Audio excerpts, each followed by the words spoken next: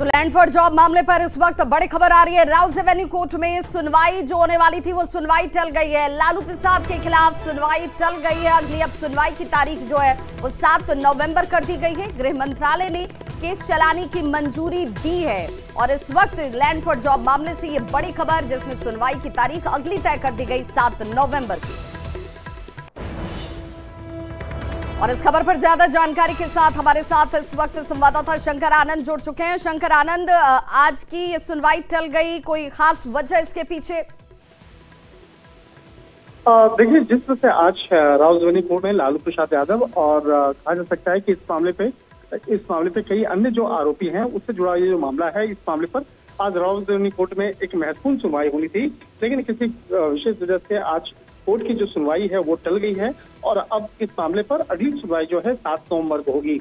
और जिस तरह से पिछली सुनवाई के दौरान में सीबीआई को कहा गया था, सीबीआई के द्वारा ये तमाम जानकारियों को कोर्ट के सामने रखा गया था कि लालू प्रसाद यादव जो भूतपूर्व केंद्रीय मंत्री भी रह चुके हैं, तो उनके खिलाफ आगे कोर्ट की जो कार्रवाई के लिए जो एक अनुमति लेना था वो केंद्रीय गृह मंत्रालय से मिल चुकी थी।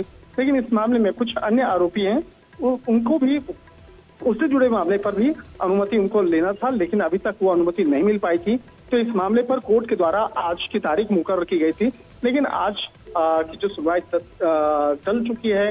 तो अगली सुनवाई जब 7 नवंबर को होगी तो निश्चित तौर पे कहा जा सकता है कि उस वक्त में सीबीआई के द्वारा इस मामले पे काफी विस्तार से तमाम इनपुट्स को रखा जाएगा और किन किन आरोपियों के खिलाफ कोर्ट के द्वारा इस मामले में केंद्रीय गृह मंत्रालय के द्वारा अनुमति मिली है, तो इस मामले पे आगे कोर्ट को बताया जाएगा। तो एक कह सकते हैं कि 7 नवंबर की जो तारीख है बेहद महत्वपूर्ण है और 7 नवंबर को सीबीआई के द्वारा इस मामले पर विस्तार से जानकारियों को कोर्ट के सामने रखा जाएगा।